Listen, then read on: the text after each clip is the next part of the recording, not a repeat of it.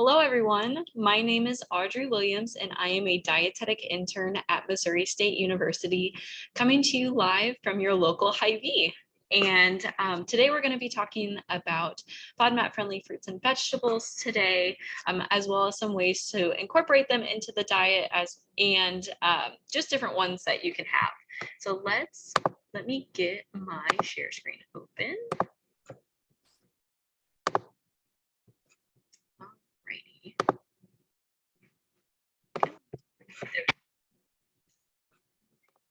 So perfect. So today, like I said, we're going to be talking about FODMAP-friendly fruits and vegetables.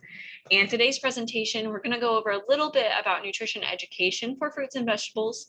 We're going to do some tips for fruits and veggies and incorporating them into the diet, like I said.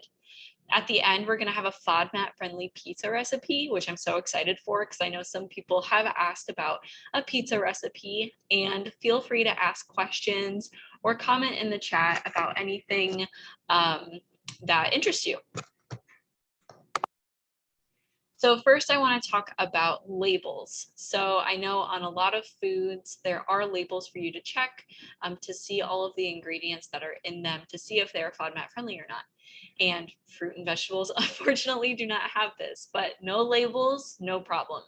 Fruits and veggies can be tricky since there are no labels, and it may seem hard to know which are FODMAP friendly, but that's what we're really going to focus on today. And I want you guys to utilize your resources. That FODMAP A to Z app that I've been talking about for the past couple classes, this is a great resource to use because you can actually just search different fruits and vegetables on it. It's super convenient because it's on your phone, and it will actually tell you portion sizes if they are in the yellow zone. And then also it might tell you different fruits or vegetables that have different classifications, which ones are and aren't. So for example, mushrooms like baby bella and portobello aren't okay on the FODMAP diet, but oyster mushrooms actually are. So gives a little bit of variety. So a little bit about nutrition education for fruits and vegetables. We're really aiming for 5 servings of fruits and vegetables a day, and that's 5 servings each. So we're gonna want a serving to be either 1 cup uncooked or a half a cup cooked. And these servings of fruits and vegetables can come from a wide variety of products. It can be frozen, fresh, canned, or even juiced. As a soon-to-be dietitian, I always recommend frozen or fresh. Frozen is sometimes better than fresh because it's actually picked at the perfect ripeness and then it's flash frozen. So it's not being picked early, and all of those nutrients and micronutrients can be developed a little bit more, and they're all preserved in that flash freeze. So frozen fruits and vegetables, if you can't get them fresh, frozen is totally fine. And they keep longer, which is always a plus. I also recommend to eat the rainbow. So I'm going to be delving into it a little bit more in a future slide, but we really want to have a variety of color on our plate as well in our fruits and veggies. I know eat the rainbow is sometimes used as a Skittles slogan, but eat the rainbow with your fruits and vegetables, and unfortunately Skittles do not count. And then finally, I wanted to mention the plate method, which is this picture on the right here. It's what a lot of dietitians follow, and as a dietetic intern, I also follow it. In a perfect world, we would like all of our meals to be half of our plate non-starchy vegetables, a fourth of our plate a carb food, and then a fourth of a plate a protein food.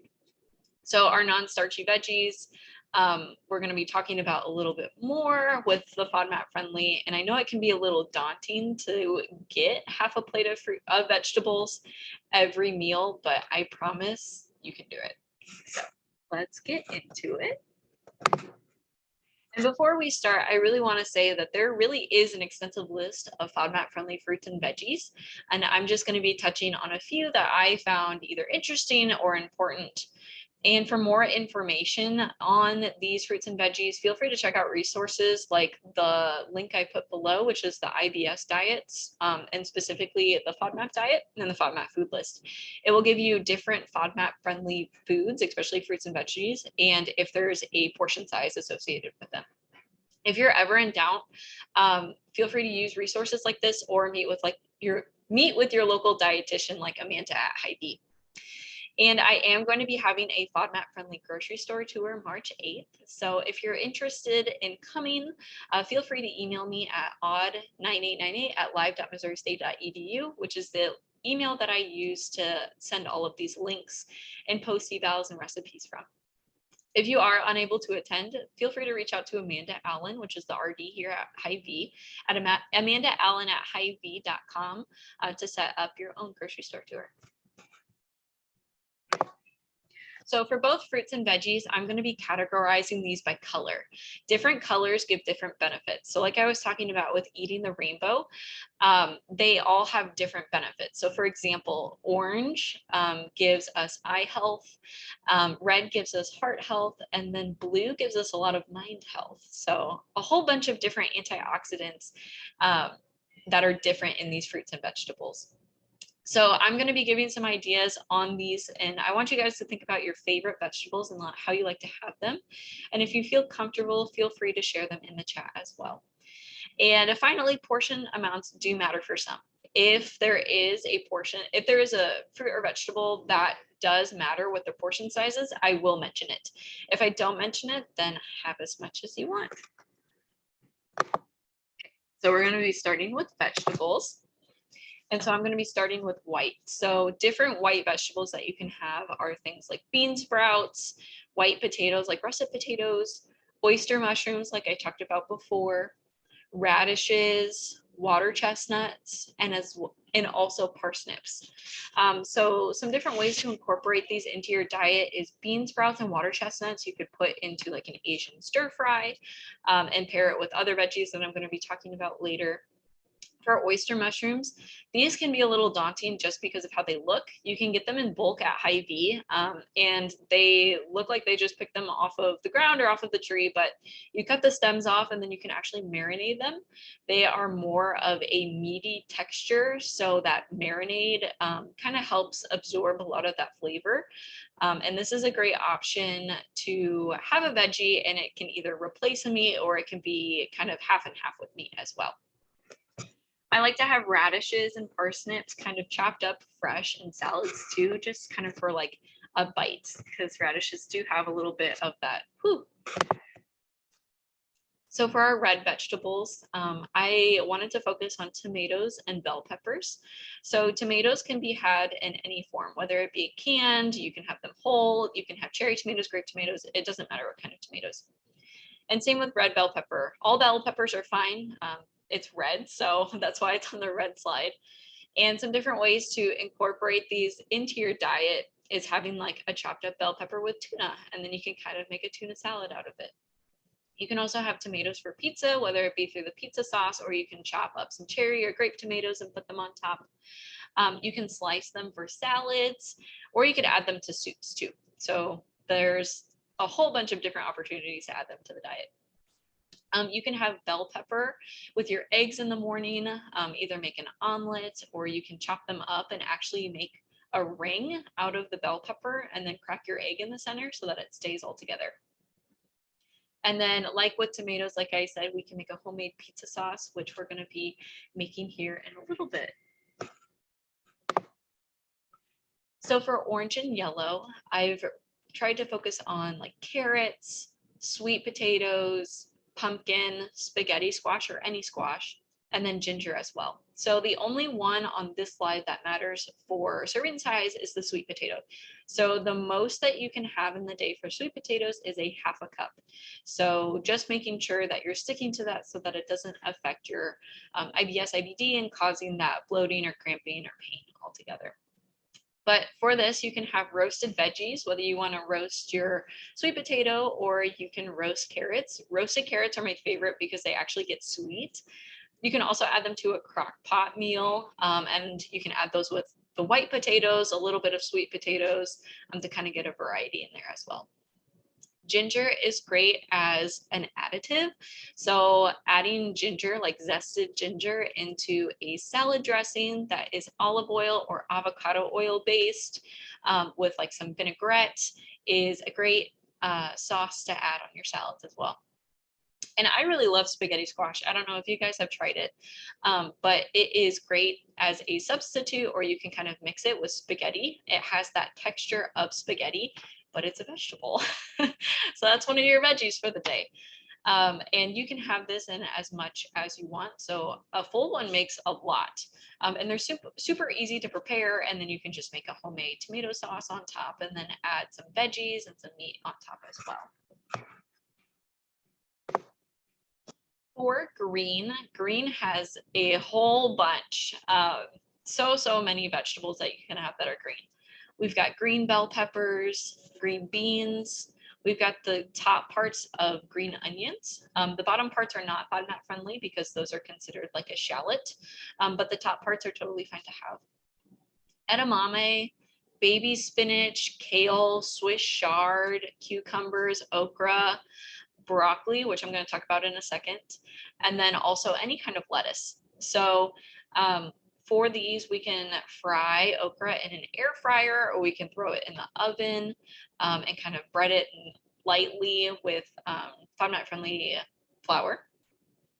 We could add like kale or Swiss chard to different kinds of soups. Cucumbers can go on salad, or you can kind of like pickle them a little bit and make your own homemade pickles. We can also like season edamame or just throw it in the microwave. Most edamame bags are microwave friendly, and so you can just throw them in the microwave, and they're usually in pods, and you can pop them out and eat them, and they're super good. You can season them with salt, pepper, Italian seasoning, paprika, anything you want. They're really good.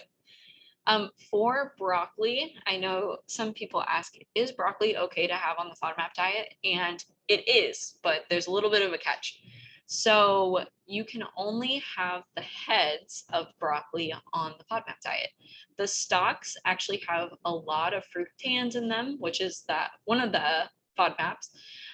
And so if you're going to have broccoli, you're going to want to chop off the stalks and only have the heads. And the max amount for broccoli to have is about a cup a day. So that's just something that you wouldn't want to go over. You can also take kale and you can cut it up and then put it in the oven and make like kale chips. And you can season with like olive oil, salt, pepper, honestly, anything that you want on it. And they're pretty good. And then that way you have your own kale chips as a substitute for normal chips.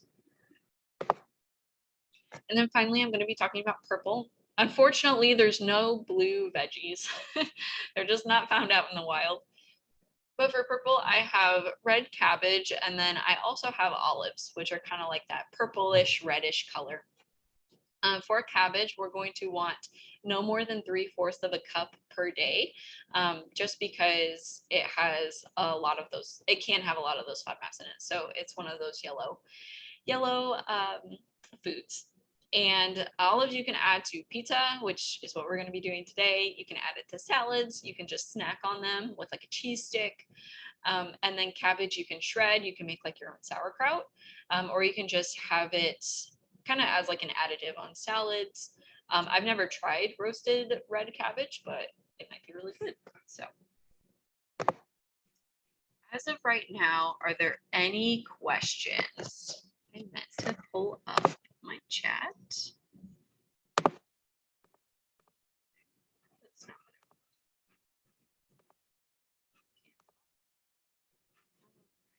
me see if I can get there. I'm sharing real quick, just in case. Back to sharing screen.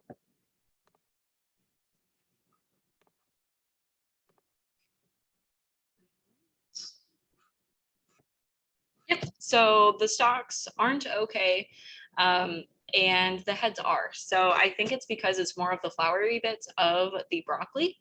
Now, if we're talking about broccolini, get back to where we were. If we're talking about broccolini, it's actually opposite. So that's one that we want to be careful of. Make sure you're getting broccoli and just the heads. Broccolini is just the stalks and not the heads. So it can be a little confusing. And cauliflower is a no-go. I know it's kind of similar to broccoli, but it's very high in two of the FODMAPs. So no cauliflower. So for fruit, we're gonna, same thing, we're gonna be talking about different colors and go down in color order. So for red and white, for white, I have dragon fruit, which is one that's not very common, but Hy-Vee does have it from time to time. I think around this time is when we do have it. And it's just a cool one to try. It kind of has a melon-ish flavor to it. And the seeds are totally edible. You just cut it open and you can kind of scoop it out. So give it a try if you want to try a new fruit. Other ones that I have are cranberries, dried.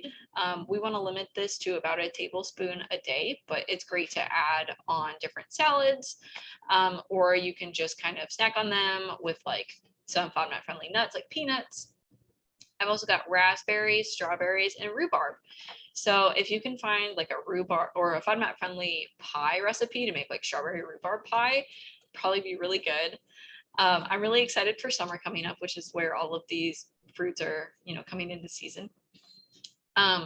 Raspberries you can put with like overnight oats and put them with chia seeds, have like a lactose-free yogurt with it, and kind of add whatever berries you want on top.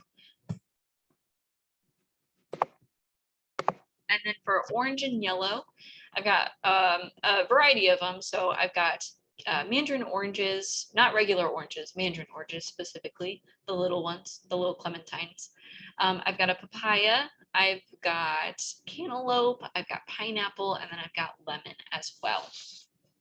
So with these, you can have like a clementine with yogurt.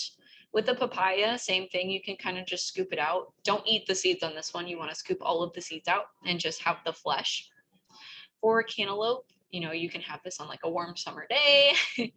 Pineapple, you could add to things like cottage cheese. You can add it to like your pizzas. I've never had pineapple and cottage cheese, but I hear it's pretty good. And then also lemons. So lemons can be added to vinaigrettes. They're really all purpose. You can add them to really anything. I also really like to do infused waters, which you can do that with any of these fruits, and with like lemons or limes, to kind of give a kick to your water as well. And then for green, I've got kiwis, which we want to limit to 2 a day.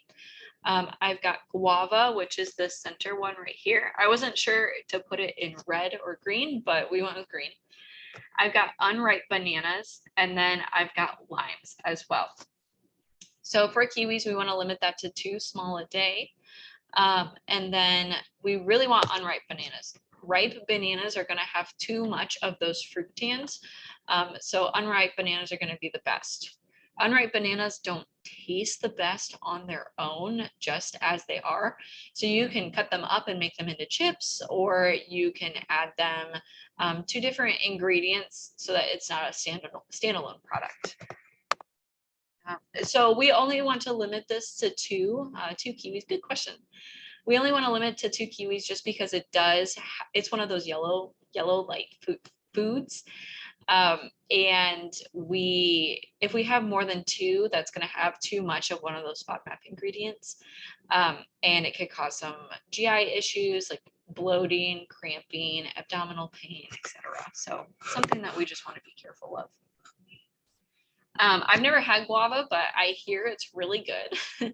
These are things that you can add to yogurt as well. And just a quick mention on this previous slide here for the orange and yellow, our cantaloupe, we're going to want to limit to 3/4 of a cup a day. And then for pineapple, we want to limit it to 1 cup per day. But the other ones are totally fine.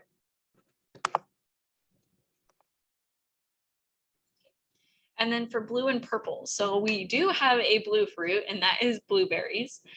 For blueberries, they can be a little bit higher in FODMAP, so we want to limit that to 1/4 of a cup a day. But grapes are totally fine to have. Grapes come in purple, but they also come in green, and the green ones are fine as well. I just put them on purple because I couldn't think of any other purple fruit that was FODMAP friendly. So we could have blueberries with yogurt. We could have grapes with like cheese and meat to make like our own charcuterie board.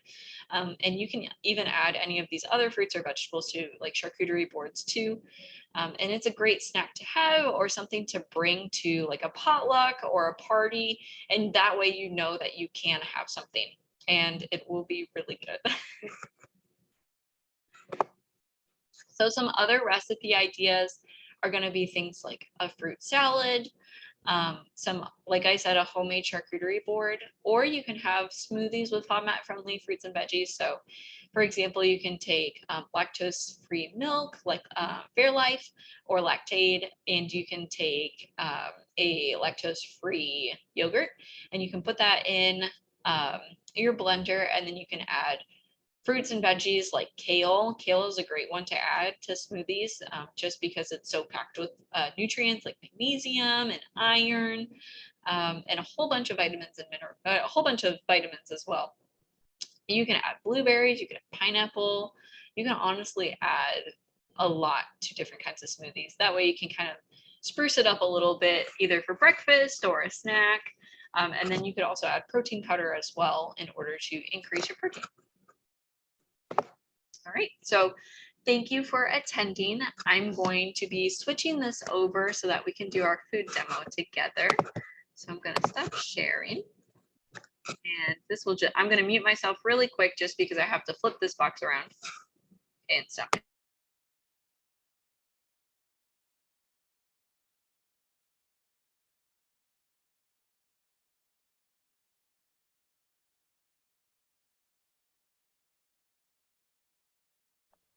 Sometimes my camera doesn't want to work. Just making sure that it goes. If it will cooperate. There we go. All right.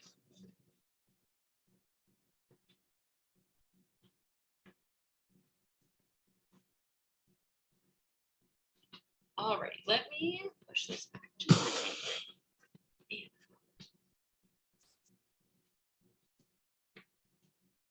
I'm so sorry for the issues.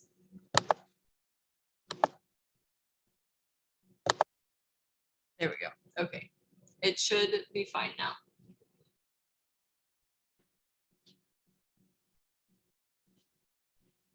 Alrighty, so like I said, today we're going to be making a great FODMAP friendly pizza recipe with a FODMAP friendly sauce as well. And this is a great time to either, make them yourself because you want some pizza, or you can make it with friends, family, significant others, kids, grandkids. It's just a fun time. And if you have any questions or comments, feel free to put them in the chat. I do have chat pulled up, but let's get started. So I'm going to be using Udi's gluten-free pizza crusts, and they look like this. And this brand is great because they actually use tapioca starch and they use brown rice flour. So they're not using almond flour, which is not FODMAP friendly, which is great. They also come in a 2-pack. And so you're able to maybe make one for you and then someone else can make one, or you can have it for later. But I've got the crust and I've got a baking sheet ready to go. And it's got a sill pad on it just so that I don't have to spray it down, but feel free to use like parchment paper or a spray.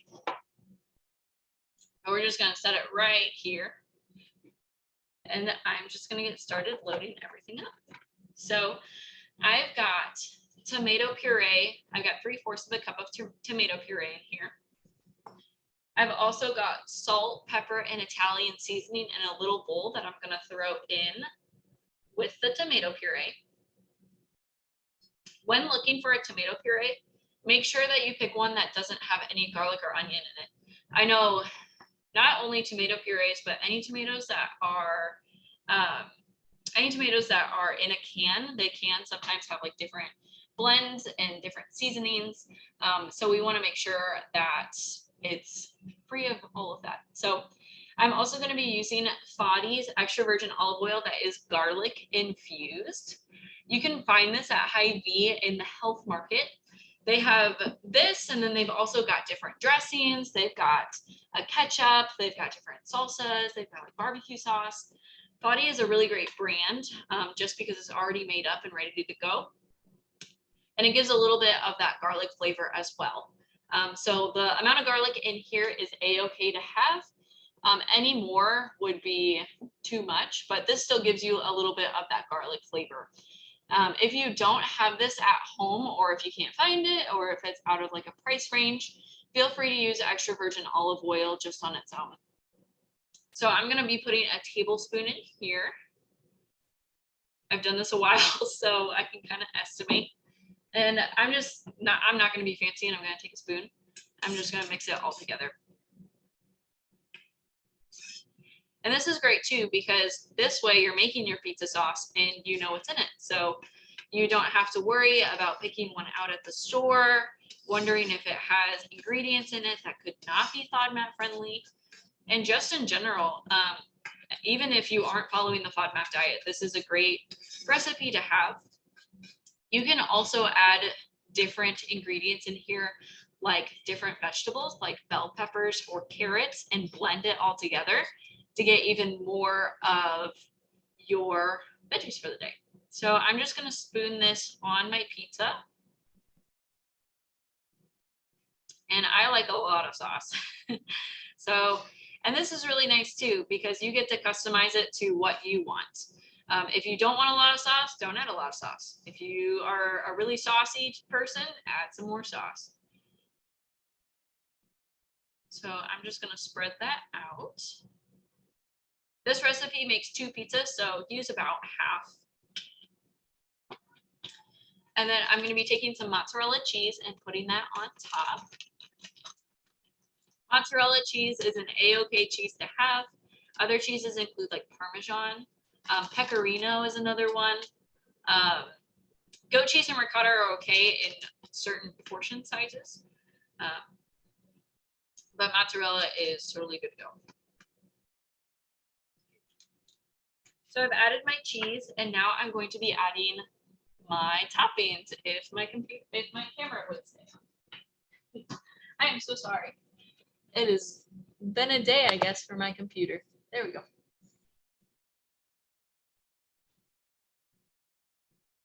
All right. So I'm going to be adding my toppings. So I have pineapple chunks here, which, like I said, are totally okay. You're going to be having way less than a cup anyways. So even if you eat the whole pizza, it's not going to be enough pineapple. I've got bell peppers, both in red and green. And then I also have some sliced olives. Oh, and I do have Canadian bacon as well. So I know pineapple on pizza is a topic for debate, but I love pineapple on pizza. I think it's so great. You can either use pineapple that is in 100% juice that is canned, or if you wanted to chop up, a fresh pineapple and put it on top, that would work as well. I'm using canned, and I'm using canned tidbits just because I like the smaller pieces, but if you wanted to use bigger pieces, you could use chunks as well. We want pineapple in 100% juice, just because if it's not in 100% juice, it might have some high fructose corn syrup in it, which is not FODMAP friendly. I'm going to be adding some peppers. Like I said, you can add peppers into your pizza sauce if you want to. If you have like a food processor or a blender, you could blend everything together. And I'm just using red and green just to add some extra color to it as well.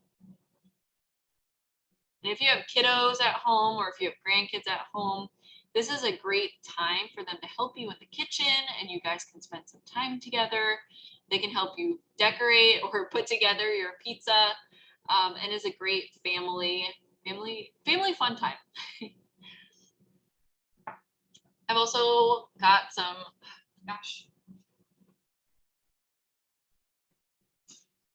my camera does not want to stay on, I guess.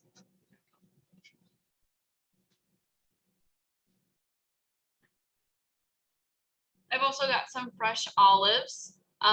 These I'm putting on top. I'm not a huge fan of olives, but these recipes are great. And now that you have some information on some FODMAP friendly fruits and veggies, you can customize this to however you want. If you want to put, chicken on here instead, and you want to add some ginger, if you wanted to add even like some cucumber, I think that would be pretty good. It's just a time to experiment to see what you like. And then finally, I'm going to be adding my Canadian bacon. Normal bacon is totally fine to have. It's just a little bit lower in those saturated fats, and I'm using uncured ham or uncured Canadian bacon, and that just means that it doesn't really have any of those nitrates in it, which could be harmful to the gut over a long period of time. All right, so let me show you my pizza. Here is my pizza so far. And I'm just going to be adding a little bit of mozzarella cheese on top of all of this, just so that it blends all together. All of the toppings kind of stay on a little bit. And I just really like cheese. All right. So after you're done with this, you're going to stick this in the oven. The oven should be preheated to 450 degrees Fahrenheit. We're going to be putting this in the oven for about 9 to 10 minutes, or until the cheese is, starting to melt and then golden brown as well. So we're just going to stick this in the oven.